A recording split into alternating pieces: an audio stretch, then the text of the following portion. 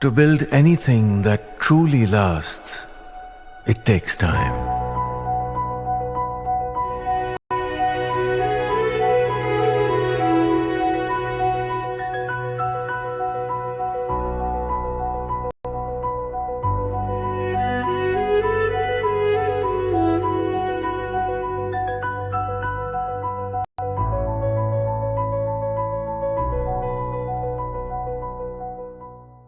Let's also welcome on board Sudip Bandyopadhyay. And Sudip, very good afternoon. Thank you so much for your time.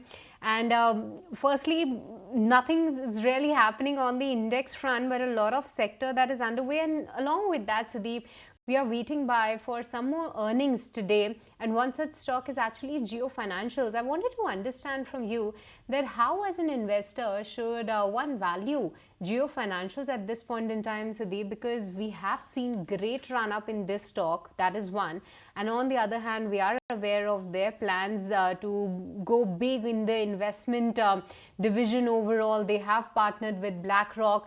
But if you were the investor hat, how will you value Jio Financials at this point in time, and what should be the strategy?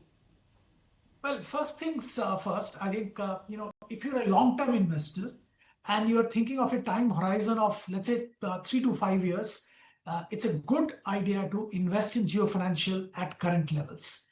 So yes, absolutely, based on the tie-up, based on the parentage, based on the overall under-penetration in Indian market for multiple financial services products, the opportunity is huge. And we know how Reliance goes to the grassroots level and tries to create a culture about a particular product or service. So I'm reasonably confident that in 3 to 5 years this will be a conglomerate in itself and provide multiple financial services to customers, obviously thereby generating significant revenue and profitability as well. So 3 to 5 year time horizon, definitely worth buying at current level.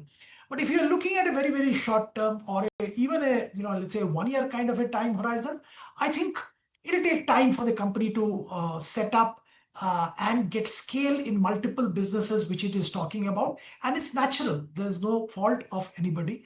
It does take little time. I think market has been a little too enthusiastic and they've been valuing the stock based on future business and distant future businesses. So I would say a bit of caution is probably warranted if you're looking at a short-term kind of a time horizon. But if it's long-term, by all means, one can go and buy. Okay, so that's the take on Jio Financial. Sudeep, thanks for that view. Arpit, coming to you, let's talk about some of the stocks from the pharma sector that are quite upbeat today. Names like Zydus Life, Torrent Pharma, Lupin, Glenmark, all of them are looking good. In fact, we have news on most of these counters like Zydus, Lupin and Glenmark. Amid this basket, Arpit, right now, which stocks are looking attractive on the charts? Where are you seeing some more or rather further upside on the charts? So, if we talk about the pharma space as a whole, we have seen a very selective stock-specific action where they talk about the healthcare or the core pharma companies. If you look at the chart setup of Glenmark Pharma, it has been a stupendous rally from 1500 to 2200 levels. So right now, if you look at the chart setup of all the pharma stocks, so selective pockets are really still promising. So first would be Glenmark. As you've seen outperformance that is there clearly in this stock, and you've seen a good rally from 1800 to 2200, but the setup is still strong. And from here on also, we can expect good rally towards 2400, 2500 positionally. Apart from this, one more counter that is looking is that is Torrent Pharma.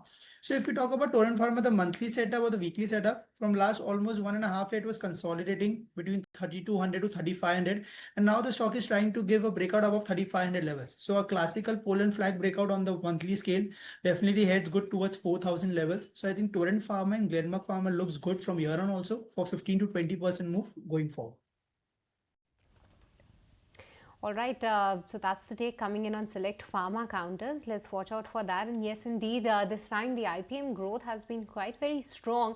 and that's a good and double-digit growth number post December that we have seen. And on the volume front as well, the volume has seen a pickup of 4.5%, and this numbers we are seeing after November 2023. But Sudip, what's your overall sense on the pharma pack? Because within that, interesting developments with respect to the stock prices, that yes, the large cap pharma companies are doing well, but it's the mid and the small end of the space that is picking up momentum in terms of the stock price performance, and especially those beaten down names, Sudeep. Maybe a case like Granules, Natco Pharma, they haven't participated much in the couple of quarters, but what a rebound. If you can help us analyze that, is there anything that is changing in terms of the investor sentiment, or the market is trying to look beyond 2-3 quarters and trying to pencil in that? Well, of course, I think what changed significantly is the tariff announcement by President Trump. I think there was a sword hanging on pharma sector, and at different levels, different figures were being thrown around. But finally, when the announcement came, it talks about very high 200% or whatever, but it's after 2 years. So obviously, the people immediately started talking about the fact that probably it will never come, because if something gets pushed back by 2 years, obviously there is no threat of imminent tariff on pharma products. So that was a fantastic news for most Indian pharma companies, because most of them, or at least a lot of them, have significant business in US. They do manufacture in India and supply to US. So they would have been adversely affected by the tariff. And since that is not happening, I think that was the point from where pharma actually we started seeing significant momentum in large cap and some mid cap pharma companies. As far as overall pharma is concerned, I think Sun Pharma does look good, because some of the molecules which they were expected to commercialize a bit later in the year is getting preponed, and the commercial launch is happening in US very, very soon. And that kind of enthused the investors about Sun Pharma. Overall, I think they have significant business in US as well as India, and both the markets are expected to do good. The pricing pressure on generics is of course there, but I think that's kind of reached a level where we have seen the worst. As far as other mid and small cap pharma companies, of course, Glenmark did a landmark deal, and it's not only for Glenmark, for the entire Indian pharmaceutical industry. This was a landmark deal with with R&D getting established and getting properly valued by global pharma players. So this was definitely landmark, and of course, Glenmark investors were rewarded and will be rewarded further, I'm sure, in terms of dividend or other some kind of payouts. So that's as far as Glenmark and Sun Pharma is concerned. But by and large, I think Indian pharma can breathe a sigh of relief post the tariff sword going away, and I think it is back to business as usual. And considering that most other sectors are kind of still awaiting to know about the tariff and its implications, pharma is one sector where I think that has been taken care of. Hence, pharma is rallying. That's my view.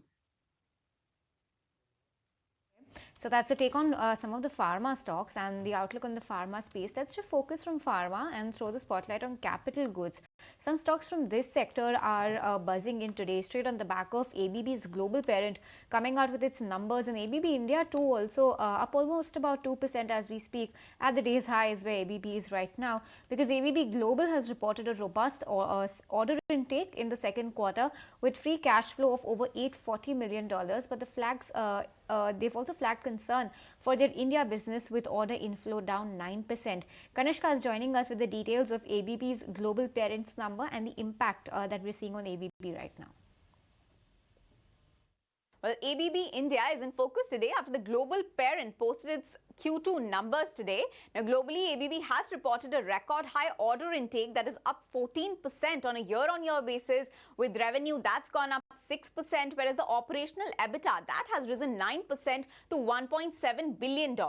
This was driven by strong momentum in electrification and process automation segments. Now, if we take a look at how the rest of the sectors performed, now electrification, as I said, was the top performer. EBITDA crossed $1 billion for the first time. Process automation got a boost from a $600 million marine order.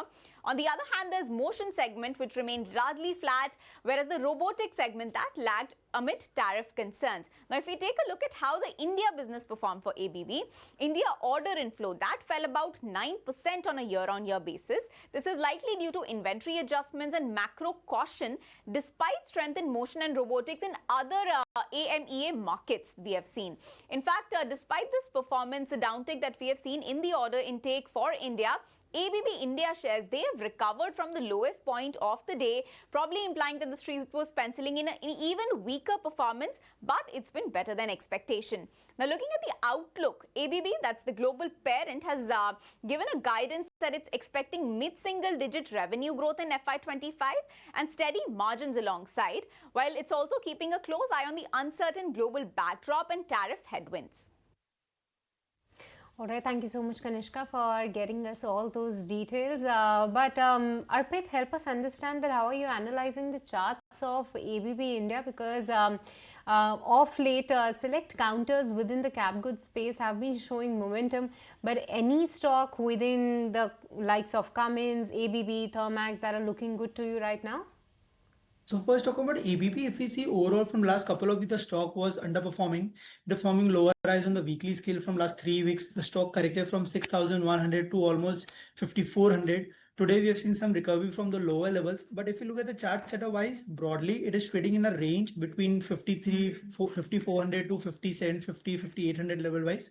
Talking about the overall space, so if you talk about Cummins India, relatively the stock is quite strong, where the overall index has, where the sector has been underperforming, where the stock is quite outperforming on the weekly and the monthly setup. So on the weekly setup, a classical range breakout of 3,500, 3,600, 3,550 levels, strong bullish candles, the base of the stock is shifting higher. So I think within the capital space, this counter relatively looks very strong, holding well above its 10 DEMA, and slowly steadily the stock can head towards 3,750, 3,800. So Cummins India would be a preferred pick within this space, with stop loss near 3,480 for an upside move towards 3,800 zones.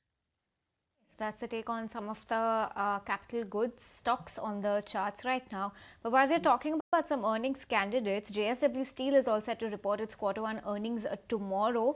We also have some momentum coming in steel stocks today. These counters have been tempered for the last couple of trading sessions, but it's names like Jindal Steel, Tata Steel that are once again sprucing up, and JSW Steel also up about 0.5% as we speak. It's all set to report its Q1 earnings tomorrow. EBITDA per ton is seen to be in line with estimates. So let's go across to my colleague Ashesha to get us a sense of what else the street is expecting when it comes to JSW Steel's numbers tomorrow. Ashesha.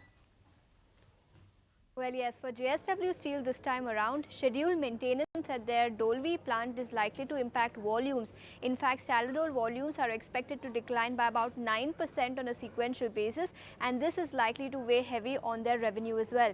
In fact, we are expecting revenue to come in at about 42,210 odd crores, which will be a decline of about 6% on a sequential basis.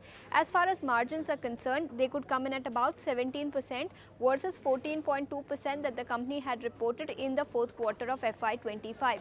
Now, as far as internals are concerned, remember steel prices did rise on a quarter-on-quarter basis, and that is the reason realizations are expected to see an uptick of about 4 to 5% QOQ.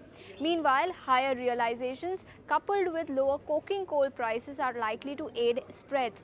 Remember, EBITDA per ton could come in at about 11,120 odd rupees per ton, which will be an uptick of a solid 27% on a sequential basis.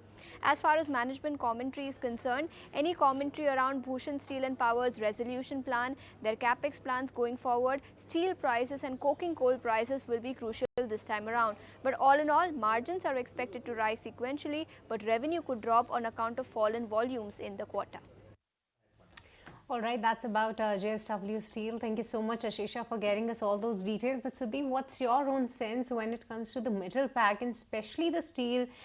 Because this time around, not much expectation, but going ahead, even the industry body is looking out for a decent price hike from these levels. Help us understand that how you're analyzing the impact of that on the stock prices in the times ahead. Well, I think it's definitely positive for the overall steel industry. I think, we have to remember that globally also demand for steel is going up, and naturally, price hike in the domestic scenario is also expected. The uncertainty is not around demand or the price hike, but the uncertainty are company specific. JSW Steel, I think we will definitely want to hear what's their strategy about Bhushan Steel. I think that's a huge problem which has been created in the recent past post the Supreme Court order, and one needs to understand how that will get disentangled. It's very critical for JSW Steel at this stage. Of course, coking coal prices for the entire industry will be interesting to understand the trend and what the management commentary is for multiple companies, not only JSW Steel, because that's a very, very critical ingredient as far as steel making is concerned. By and large, we believe that the industry margins would have improved in this current quarter, for which results will come out. Top line depends on company specific. Like JSW Steel had a scheduled maintenance, so obviously the volume will be low, but the margin improvement will be visible. So the commentary on coking coal prices and in case of JSW Steel, what's happening on Bhushan will be interesting to listen. Okay, so that's the take on JSW Steel, but Ashesha's back with us. And Ashesha, all eyes are going to be on big boy Reliance tomorrow, all set to report its quarter 1 earnings as well. Now, the oil and gas 2 retail conglomerate is expected to report good show, with profits expected to jump as much as 14%. Ashesha, while the retail segment of the company is expected to do well, give us a sense of overall what can we expect to see from Reliance's quarter 1 numbers. Well, yes, for Reliance Industries this time around on a consolidated basis, we are expecting net revenue to come in at about 2,45,700 crores, which will be a marginal downtick of about 6% on a sequential basis. But EBITDA could rise 2% and consolidated margins could come in at 18.3% versus 16.8% that the company had reported in the previous quarter.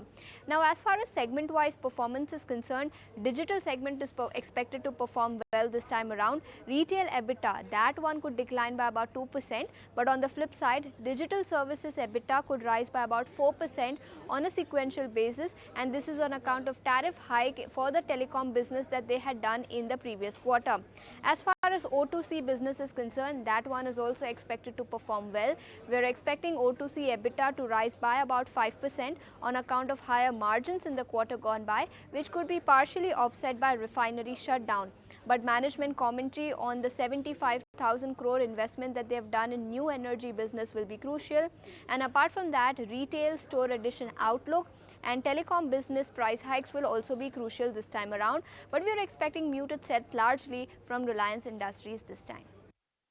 Thanks, Ashesha, for all those details. But just a few minutes left before we shut shop. And Arpit, help us understand that which stocks are you analyzing at this point in time with respect to your BTST or STBT ideas? So looking at the overall market breadth, good action is seen in the selective mid-cap and small-cap stocks. But whereas if we see selective sectors are underperforming, so we would have one buy and one sell. One buy would be from the reality pack. As a sector, we have seen relative outperformance. And within that, Prestige Estate looks very strong. So if you look at the chart set of Prestige Estate, a classical range breakout on the weekly scale after almost 6 weeks. Sharp uptick has been seen in last couple of minutes. So overall, the setup wise is very positive and looks good towards 1820, 1840 levels. We can revise the stop loss from 1725 to 1740 levels. Second would be from the defense pack on the sell side. So if you see defense sector has seen some pain from last few sessions, and it is kind of a top out pattern in like on the weekly and the monthly setup. So if we look at the chart setup of BDL, that is Bharat Dynamics. So a classical range breakdown on the weekly scale below 1800 levels, forming lower as on the daily scale. So the stock looks weak and further weakness can be seen towards 1680 levels. So BDL would be a short sell idea for July's futures. We can short sell with keeping stop loss of 1810 for a downside move towards 1680 zones. Okay, so that's a sell coming in on Bharat Dynamics, but a buy coming in on Prestige Estates. Sudip, before we wrap up, quick thoughts on what we can expect from Reliance this time. Lots of segments that have, now gained more share in the overall pie, if you could call it that. Retail is expected to do well also. Give us a sense of what we can expect from the overall numbers. Well, we do expect a positive set of numbers overall. As you rightly said, the new generation businesses will definitely be doing well. Telecom, they are the leaders, and ARPU increase which they have taken, the price increase which they have taken will lead to ARPU increase, and that will flow through in P&L fully this time. Retail, as you rightly said, after restructuring is expected to show good set of numbers now. New energy has started contributing, we understand. And of course, today FMCG is under retail, but I think it's getting segregated. So FMCG numbers, if they're talking about separately, that will be interesting to know. The traditional O2C business, I think, we'll have to see what happens to the pet business, because Petchem was under pressure for quite some time. So we'll have to see if the refinery shutdown will have impact on the margins, overall margins. But by and large, I think it will be a stable and good quarter for Reliance. All right, so that's the take coming in on Reliance. Let's watch out for that. That'll be interesting to see how the commentary turns out to be for the different segments overall. But the markets are getting lower because it's Nifty Bank that is now down 365 odd points, and Nifty 50 is now retesting that 25,100 level for itself. Select consumer counters that have been doing well, select metal counters are seen to be making a comeback, and select auto counters, case in point being M&M and Hero MotoCorp, are some of the top picks, or rather the top gainers on the Nifty 50 side. But one such stock that has been doing well is actually Hero MotoCorp. Sharan, anything in particular that you are liking with this particular stock? Because of late, a good comeback is what we have seen for this stock. So Shrishti, I think the stock is on a verge of a big breakout after nearly a consolidation since December. I think almost 7 months. I think it's on a verge of a breakout. Any close above 4,500 even on a 15 or 30-minute candle can take the stock to 46 to 4,700. Even if someone wants to initiate a long position, can do so with a stop loss of around 4,350 on a daily closing basis. The stock is looking very nice. Nice accumulation in the last 2 months since May and June. So again, looking very good on the charts, and I think it can break out anytime soon over 4,500. Sharan, very quickly before we start wrapping up for the day, any level that you're spotting where we can expect to open tomorrow, given that we've consolidated today? So again, Snehi, like I've said many times, 25,100 is an immediate support, and I think Nifty is more or less closing around about that level also. So you can expect a good, like a 15-20 point gap down opening around about that level. And post opening, and if Trump doesn't tweet anything today, I think it should open about that kind of level. Yes, banks are a little bit on the downside because they have seen continuous rally in the last 1 or 2 days. So Bank Nifty, you can expect immediate support around 56,500 odd levels. Okay, so that's the levels to watch out for on the Nifty and Nifty Bank. But with that, let's start wrapping down for the day. Arpit, as well as Sharan, as well as Sudip, thank you so much for joining us on the show. With